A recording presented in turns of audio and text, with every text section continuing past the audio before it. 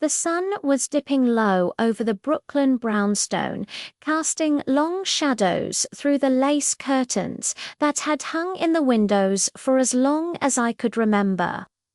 My name is Eula Johnson, and for 68 years, I'd lived in this old house like a ghost in my own life, dusting, mending, sacrificing. But that day, as I stood in the empty kitchen, staring at the pantry door like it was a portal to hell, something inside me cracked. My daughter, Quintessa, had just slammed the front door behind her, off to Miami with my entire Social Security check clutched in her manicured hands. Detox diet, Mama, she'd sneered, rolling her eyes, grits and water. It's good for you at your age. And just like that, she was gone. Sun-kissed dreams and cocktails with umbrellas, while I was left with nothing but echoes and an empty stomach. The house felt heavier without her, the silence pressing in like a predator. I'd raised Quintessa alone after her father walked out when she was 5, leaving me with a pile of bills and a heart full of regrets. I worked as a seamstress back then, hunched over my machine in the dim light of our living room, stitching wedding dresses for brides who'd never know the ache in my fingers. Every penny went to her school uniforms, dance lessons, college tuition she barely used before dropping out to find herself. And now, at 28, she was still here, treating the place like her personal ATM, me like her servant. But this was a new low. She'd snatched my debit card right out of my hand, promising to just use it for emergencies, then booked her flight and hotel on my dime. 3 months' worth of my benefits gone in a flash for her beach vacation. Hunger gnawed at me like an old friend I couldn't ignore. I shuffled to the cabinet, the hinges creaking in protest. The shelves stared back, barren as a desert. A few dusty cans of beans from last year, a half-empty box of saltines. No milk, no eggs, nothing fresh.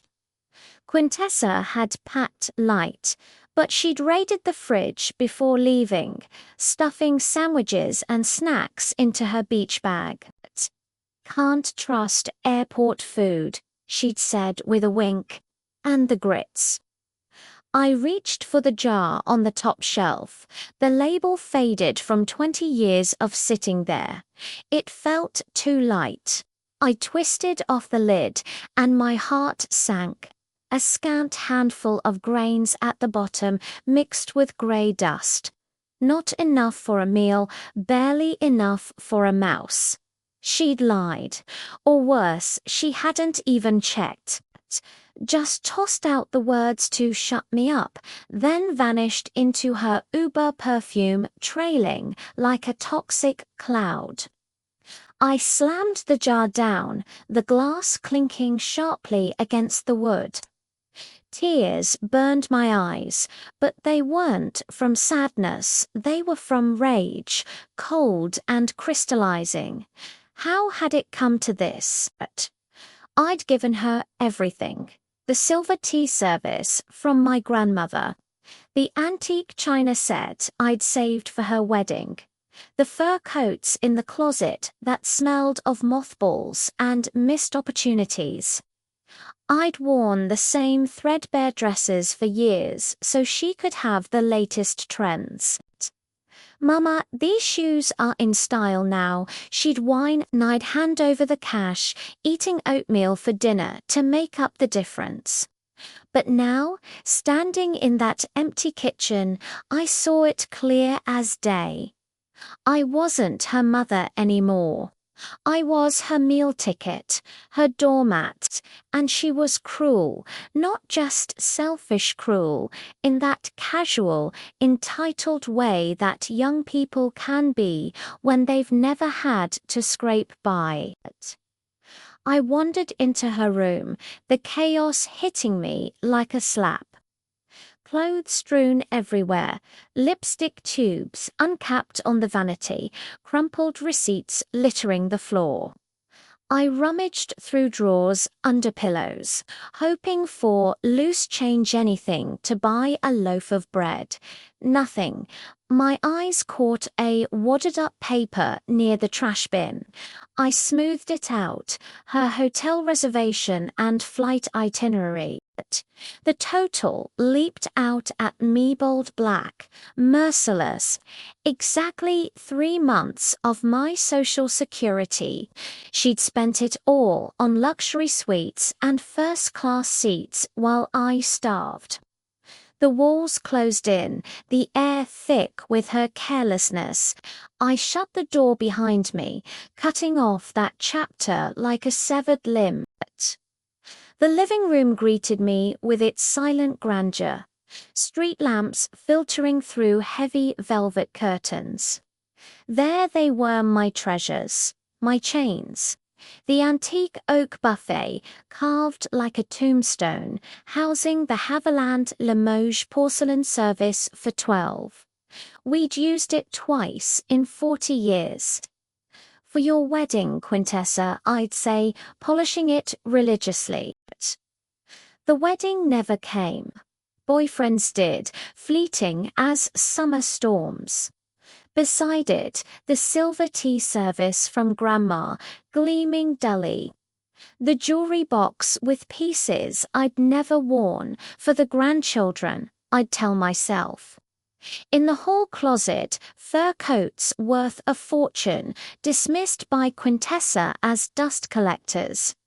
This wasn't a home, it was a museum. The Eula Johnson Museum of Sacrifices, and I, the unpaid curator, shuffling in worn slippers, starving so she could inherit it all without a thank you. My stomach growled again, a traitor in the quiet. But mixed with it was something new, clarity, icy, sharp clarity. I grabbed the stack of old newspapers from the coffee table. Quintessa always nagged me to toss them. Junk, Mama. But I knew what I needed. Flipping through, I found the classifieds. There, circled in pencil from a week ago, Mr. Alistair Sterling, buyer of antiques, porcelain, silver, rarities, honest appraisals, house calls. My hand trembled as I dialed the rotary phone, each click feeling like cracking a safe my own life locked away. The line rang, hello, a raspy, polite voice. Good evening. Is this Mr. Sterling? This is Eula. Do you buy sterling silver flatware? I do. What period? Early 20th century. Interest sharpened his tone. I'd be happy to appraise. We set it for morning. I hung up, heart-pounding grits. I whispered to the empty room. Sleep evaded me that night. I sat in the armchair facing the buffet, guarding treasures before surrender. But the enemy wasn't poverty anymore, it was my own submission.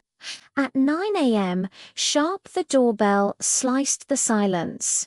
Mr. Sterling stood there, 60-ish, in a neat grey overcoat, wire-rimmed glasses giving him an intellectual air. His eyes, keen as a hawk's, appraised me as much as the house. Mrs. Johnson. He tilted his head. Come in. I led him to the living room. His gaze swept the furnishings, paintings, clock, rug. Eyebrows rose slightly. You have an interesting home. It's not a home, it's storage. I opened the buffet, revealing the silver case. 12 spoons, massive, engraved with grapevines and monograms. Quintessa's favourites she'd stroke them, dreaming of anniversary cakes. Sterling donned white gloves, examined with a loupe, Gorham Chantilly pattern. Early, marvellous condition, rarely used. Never, I corrected. Admired. He named a price 5 months benefits. A month ago, I'd have jumped. But haggling instincts from fabric markets kicked in. No, I met his eyes. Full set, original case, no scratches. You'll sell for triple fair dealer's price. I countered 40% higher. He chuckled. You're not as simple as you seem, Mrs. Johnson. Life teaches. We shook on it. 10 minutes later, he left with the case. I clutched the bills, adrenaline surging. I'd sold her dowry. No guilt, just lighter shoulders. I didn't hide the money, donning my best cashmere coat saved for special occasions. I headed downtown to Epicurean Market. Prices there had scared me off for 15 years.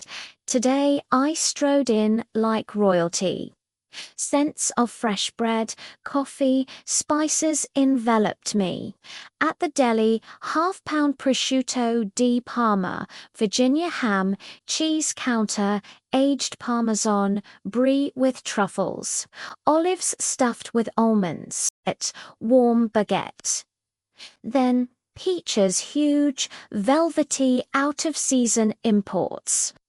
2. The ripest seafood, cold-smoked salmon, translucent pink, bags in hand.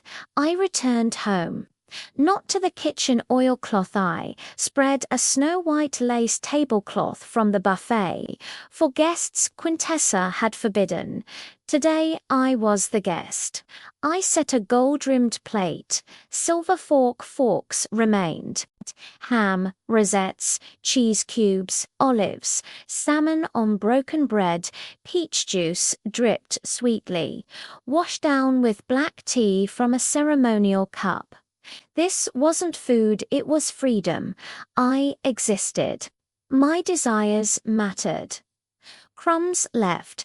I felt full dignified. The spoon cases spot-gaped empty. I placed the market receipt there, total bold amid delicacies. Dinner, I whispered to my reflection. Just dinner. The week blurred into sunny bliss. Croissants for breakfast, not oatmeal. Evenings with Cabernet Sauvignon from a wine boutique, Sommeleric fermented. The phone rang harsh. La Contessa. Ocean roared behind her. Mama, still alive. Faint concern, smug superiority. Alive. You're probably bored and hungry. Boil those grits with extra water filling. Grandma's recipe. I sipped wine, managing. Don't worry, she laughed. Don't brave-face me. Hold on a week. Saw a dolphin magnet for UIF. You don't run up the electric bill, like scolding a child. Before, I'd apologize. Now, I smiled at the window. Found resources you didn't suspect. Resources. Smug chuckle. Change in the sofa. Don't beg neighbors embarrassing. Gotta go pool party. Click. Pool party, I echoed. I glanced at my notebook. Tomorrow, 11 o'clock, Alistair S. planned the wardrobe sale, that oak behemoth snagging sleeves, but her words shifted me to bulky, something personal, the brooch. In my bedroom drawer, the velvet box, gold twig with diamond leaves, ruby center like blood, Quintessa's favorite vintage for dates. She'd lost the clasp once, Fix it, mummy, you're a seamstress. Morning, Sterling arrived, ready for the giant. Changed mind. Something else. I handed the brooch. His eyes lit. Late 19th century Creole craftsmanship. Natural ruby, old cut diamonds, price. Twice the spoons yours. He paid. I watched the ruby sparkle one last time.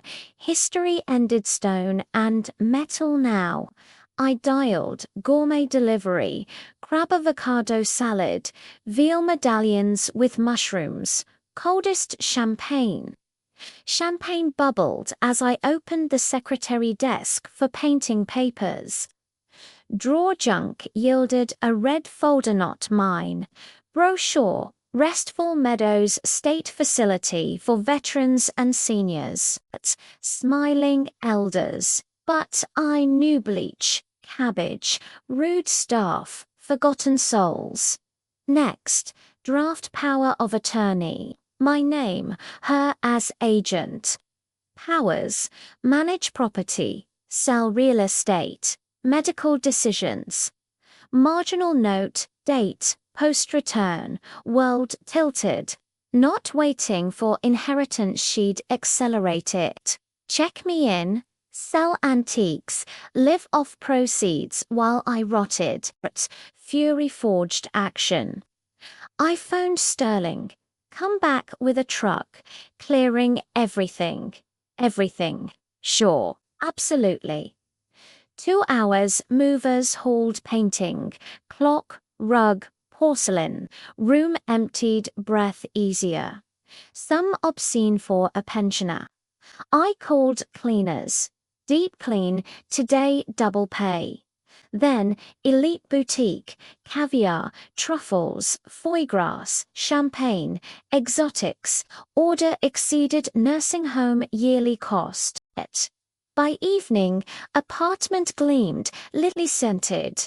Couriers filled the Kelvinator. Caviar rose, cheese wheels, fruit drawers bursting, champagne racks full, packed to bursting Ladden's cave. Edible.